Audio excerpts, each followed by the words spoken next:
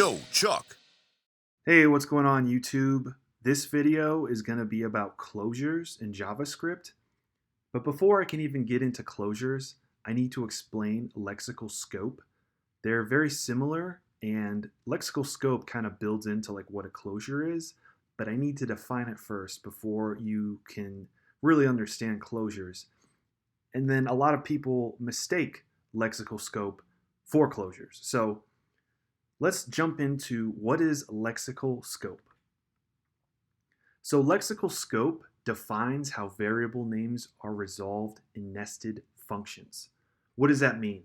Well, if you have an inner function and an outer function, the inner function can borrow variables from the outer function and use it in its code.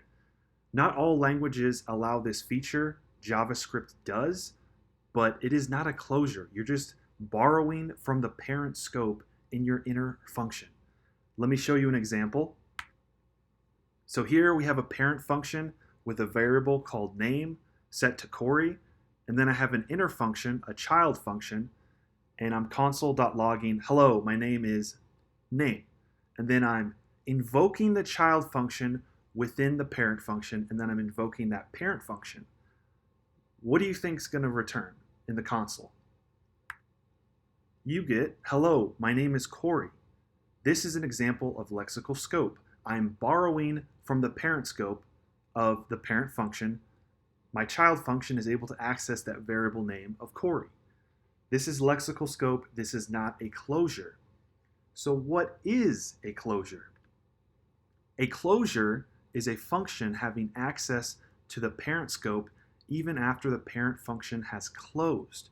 So notice they both concern having access to the parent scope, but with a closure, now you've closed the parent function. So basically, in layman's terms, a closure is a function that returns another function.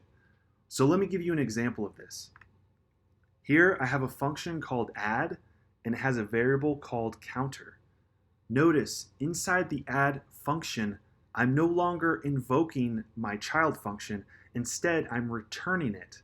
And this one, in this case, has no name, but I'm returning console.log, and then I'm saying counter plus equals 1. So I'm just incrementing it by 1 each iteration.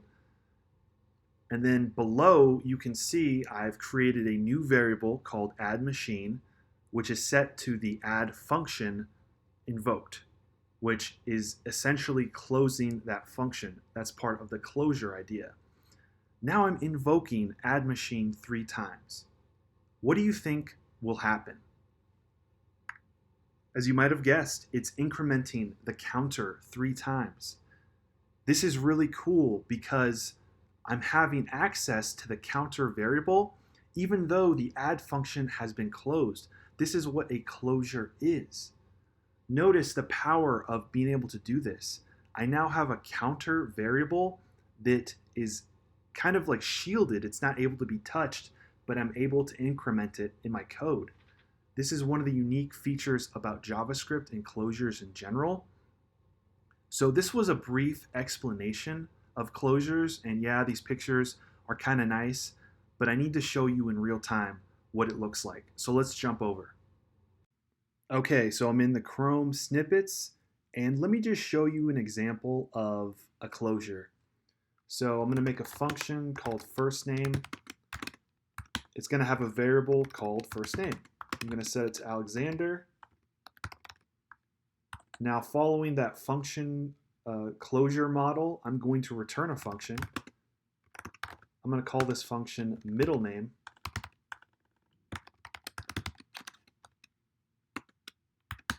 And it's going to have a variable, as you might have guessed, called middle name. And it's going to return a function as well called last name. Last name, let's set it to the grade. Okay, cool. So from here, I'm going to console.log. I'll use template literals, make it easy. I'll say first name, middle name, and last name. Now this function isn't automatically being invoked, so I can make a variable, I'll call it war hero, and set it to first name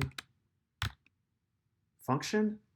And then because this last name function is so deeply nested, I'm actually going to need to use 2 of these parens like that. And now when I console.log or I invoke war hero, what do you think is going to happen? Let's see. Alexander the Great. Awesome. So this is an example of a closure because these initial functions have already been closed, but I'm keeping the context of first name and middle name and am able to use it in this final function. Now, I want to show you something cool. If I was to take away one of these invocation parens and return it, notice how I just get the last name function. I need to actually invoke it to get the console.logs to work. So this is just an example of like the closure idea. Now I'm going to change this back, and you could even pass like a greeting in here. So we'll say greeting.